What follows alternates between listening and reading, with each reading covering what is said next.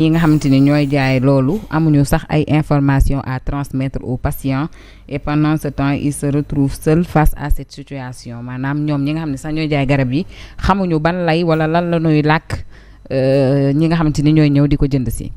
Oui, c'est grave parce que insuline boo xamee solom ci ñi nga xamante ne nii dañ koy utiliser da ngay xam ne buñ ko ñàkkee dinañ am ay jafe-jafe parce que insuline li muy permettre moom mooy non seulement wàcce suukar si mais day permettre également de réguler au moins le sucre te loolu jàpp naa ne dafa am solo diabétique bu ne la ngay ñaan yàlla mooy suukar ba non seulement bu mu yéeg et que mu nekk à stade boo xamante ne ni normal quoi boo xam ne véritablement du la indil benn jafe-jafe et c'est le rôle que joue véritablement l'insuline kon donc insuline dafa nekk loo xamante ne nii dafa am solo lool ci ki nga xamante ne nii moom mooy diabétique bi alors ce n'est pas une première on dira parce que bu ñu delloo ginnaaw tuuti ni ñuy amee jafe-jafe insuline daanaka duñ ne gulet et loolu quand même pour un pays où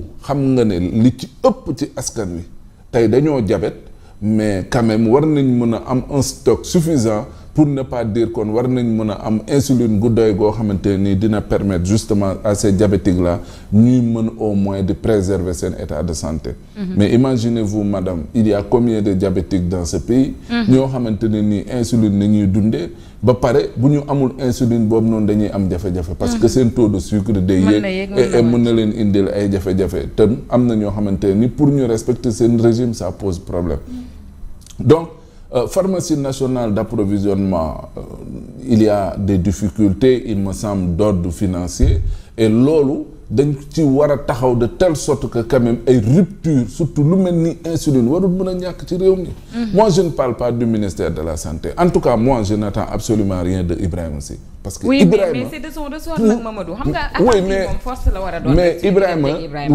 Ibrahima ñun xam nañ keneen ak keneen ñëpp xam nañ ni Ibrahima n'est pas à la hauteur maintenant bu nekkul à la hauteur aussi loolu tamit mënuñu di ci continuer di ci kii ñun li ñu mën a def mooy tey ñi nga xam ne dañoo am diabète suñu mbokk yi am di jàmm yi xarit papa yaay suñuy doom ak ñëpp soxna ak ñi nga xam ne dañoo am jafe-jafe bay utiliser insuline comment faire pour que ce produit là puisse être disponible à l'heure et à temps parce que loolu moom mooy am solo mais imaginez ñi nga xamante ne nii dañoo am diabète yoo xamante ne nii dafa avancé trop saa waay ñu bëgg a soxla insuline bëgg ko utiliser dañuy am ay problème parce que boo ko amul tey ji doo nekk ci jàmm sa yaram dina yëngu tension bi dina yëngu ainsi de suite te boo moytuwul hôpital ngay mujj donc am na yoo xamante ni pour un pays qui se respecte madame am na yoo xamante ne nii mënuñu di ko fa nangu mu di ko fa am gérer c'est prévoir mbirum maladie chronique yi surtout Sénégal dañ ci taxawul taxawaay bi nga xamante ne ni moom moo war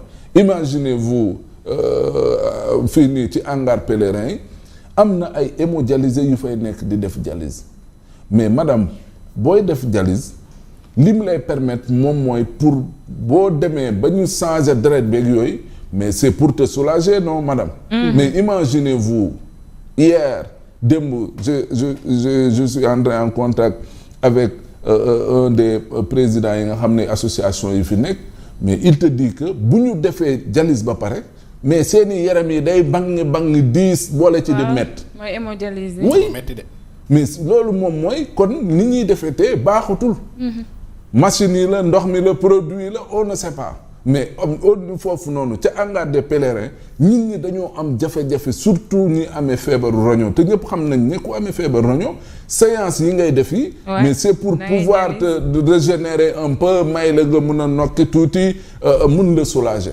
mais l'effet contraire lay produire mooy dañuy am coono dañuy am jafe-jafe dañuy diis dañuy sonn et à la limite même nee na ma ñu ci ëpp tey ci fauteuil kii na lu tuuti roulant nañ nekk ñii ay béquilles nañu yor tellement parce que le traitement en question ça pose problème donc mi ngi noonu la santé au Sénégal c'est vraiment un problème et malheureusement ñi xam ni écarté nañ leen on prend des gens yoo xamante ne nii lu leen neex nañu def te duñu lijjanti benn problème sénégalais. À ce rythme est-ce que les patients Ahmed ne vont pas se retrouver sans solution bu fekkente ni pharmacien bi leen war a jox alternative wala wax leen pourquoi insuline manqué xamul lu mu leen di wax on va vers une situation incontrôlable. waaw bon na fi xam nga c'est très compliqué li xew ci réew mi. te Abdoulaye moom dina yëgu ko Ibrahima. yëg na ko bu baax a baax dara daa mën a xew ci réew mi te duñ ko yëg nañ ko de peut-être na kañ dañuy yëg tam xam lu wala yëg li jënti mais yëg nañ ko xam nga flacon bu insuline bi dafa bëri yoo xam ne dafa wuute quoi.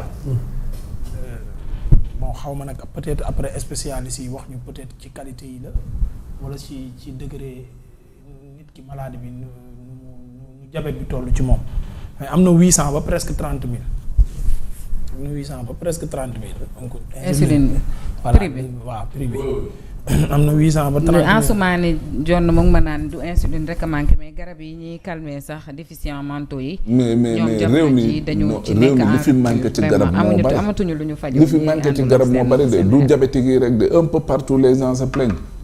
non nag insuline bi nga xam ne mooy haut de gamme bi mooy à partir de 15 000 18 000 jëm 30 000 d'habitude yooyu du manqué mais yooyu ñu ko mën a jënd bëriwul.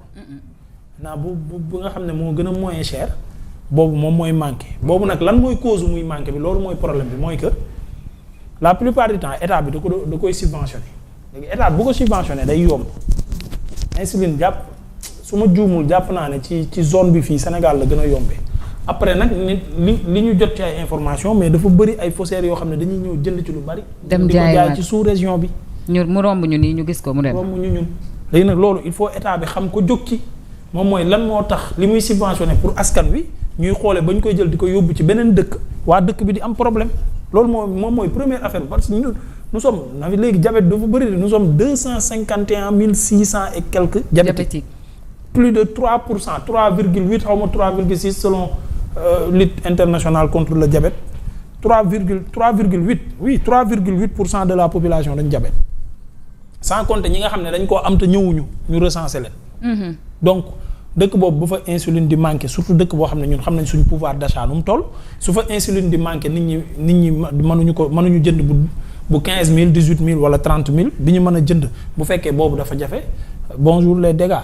Maintenant nag ban solution le gouvernement bi jël loolu moom mooy la grande question je pense que ñu intervenir yi moom la ñuy laaj tey jii ministère de la santé lan la jël comme alternative par rapport ak situation boobu est-ce que état bi dafa war a toog rek bàyyi ko ministère bi rek toog di seetaan est-ce que lii gënul woon jar ñu def conseil interministériel wax ci parce que c'est la santé ça touche la santé bu ñu demee ba tamit garabu ñi nga xamante ne ni seen xel tax koo demee noonu. tamit manqué. ñun fu ñu jëm c'est encore plus grave. waaw ñiy jabet ak ñi seen xel matul bu ñu dajaloowee ci réew mi feebarandoo ñun fu ñu koy waxee. donc bu man jàppoon naa ne l'urgence moom mooy ñu jéem a xool nan la ñuy defee benn conseil interministériel pour autre solution daar que ça soit ministère du budget ministère de Cheikh Diba bi mu yor comment on appelle finance budget santé ak commerce ñoom ñëpp ñu xool nu ñuy dajaloowee pour def benn ëngamloo interministériel daal di ut une solution d'urgence parce que situation la boo xam ne kenn mënu koo seetaat. jaaru bi rafet na macha allah. Ndiaye Fall. ñu ñëw kon ci insuline bi bu jàllee yàpp beeg jën beeg légumes yeeg marché bi boo fa duggee ñaari junni moom xam naa ne. kilo yàpp nga ci am 7000 3000 yi nga xool loo ci ñoŋmante rek ñibbiwaat sa kër. Ah fii ci réew mi feneen fan. déedéet fan. fii ci Sénégal gii. ban marché. Ah man nag dew ma ci marché yi wax dëgg yàlla damay topp ñii li ñu wax. jar 8000 francs. 7000. kon madame mu ngi may dóor. yàpp nag ah 8000 la wax. am na fu muy jaree kon 8000 bu la waxee rek jàppal. déggal moom tamit mu bëgg a wax madame da koy dóor madame dóoru la de. ah déet moom laa koy laaj man kilo yàpp. non mais 8000 7000 8000 ça dépend. 8000 depuis Pikine ba fii 8000 laa koy jëndee. kon yàpp bu lan ngay lekk day am yàq. ah yàpp xar. en tout cas daal kilo yàpp. yow madame di la yàq 100 euros la lay jox. wala mu jox la maanaam doo yee ba daj yàq wala ngay dagg bay sonn da ngay booy lekk da ngay daj yàq. wala da ngay dagg di sonn. ba ñu daa baax bu ma dajee waaw moo tax muy ut bu nooy looloo tax muy jënd 8000 xam na ko. xam na li muy def léegi loolooy problème bi nag. luy problème bi. yàpp buy jar 8000 bu nee ba yàpp di war a nekk lekk yàpp war a nekk privilège ci réew. jógee 5500 dem 7000 et encore Ndiaga avant 5500 yi man daan naa fàttaliku sama yaay di ma yónni kilo yàpp 2000 2500 3000 loolu jënd naa ko ba taay 2500 ça je m'en rappelle. fan ngeen jógee ci santé bi. waaw fan lañ jëm ci lekk gi. waaw mooy moom Sénégal nañ jàpp ni léegi ñu dee. ah déet nañ gudd fan nag. non.